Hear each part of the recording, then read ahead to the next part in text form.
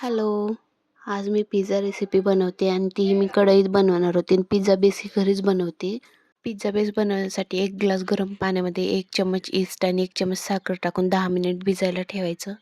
10 मिनिटानंतर ते पाण्याला पूर्ण फेस येईल वरी त्यामध्येच मैदा टाकून थोडंसं मीठ टाकून पीठ मळून घ्यायचं. हे पीठ मळून झाल्यानंतर त्याला 1 तास तरी भिजायला साईडला ठेवून द्यायचं. तोपर्यंत आपण पिझ्झासाठी लागणाऱ्या बाकीच्या तयाऱ्या करून घेऊया.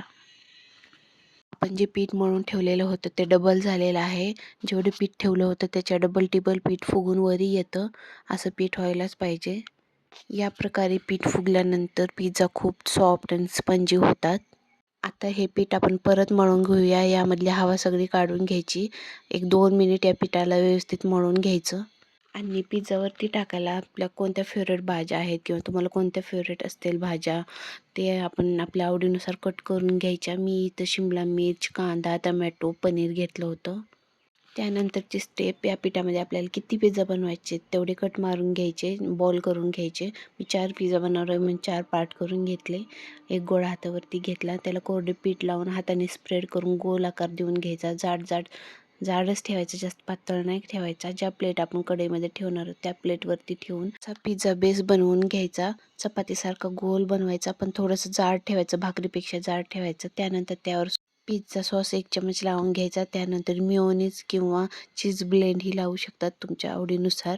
ते सगळीकडे व्यवस्थित स्प्रेड करून घ्यायचं आणि तुमच्या फेवरेट भाज्या त्यावरती टाकून घ्यायच्या. मी यावरती शिमला मिर्च, टोमॅटो, पनीर, कांदा व्यवस्थित लावून घेते. तुम्ही यावरती स्वीट कॉर्न किंवा कोणाला चिकन नॉनव्हेजचा पिझ्झा बनवायचा असेल तर चिकन टाकू शकतात. एक्झाम्पल ब्रोकली टाकू शकतात किंवा मशरूम. आपल्या आवडीनुसार आपल्याला जे व्हेजिटेबल्स आवडतात ते आपण टाकू शकतो. मी हे सगळं व्यवस्थित टाकून घेतलं. त्यानंतर त्यावर मोझरेला चीज टाकून घ्यायचं भरपूर असं. कारण पिझ्झामध्ये चीज जास्त असेल तरच पिझ्झा टेस्टी लागतो. व्यवस्थित चीज सगळीकडे टाकून घेतल्यानंतर त्यामध्ये ऑरेगॅनो टाकायचा. ऑरेगॅनो टाकून झाल्यानंतर त्यामध्ये थोडेसे चिली फ्लेक्स टाकून घ्यायचे. कढईमध्ये बुडात मीठ टाकून त्यावरती छोटंसं स्टँड ठेवून कढई 10 मिनिट आधीच गरम करून घ्यायची. हे सगळा पिझ्झा बेस आपण त्यामध्ये ठेवून द्यायचा. प्लेट झाकून 15 मिनिट बेक करून घ्यायचे. मिनिटांनंतर खूप टेस्टी पिझ्झा तयार होतो. Like, subscribe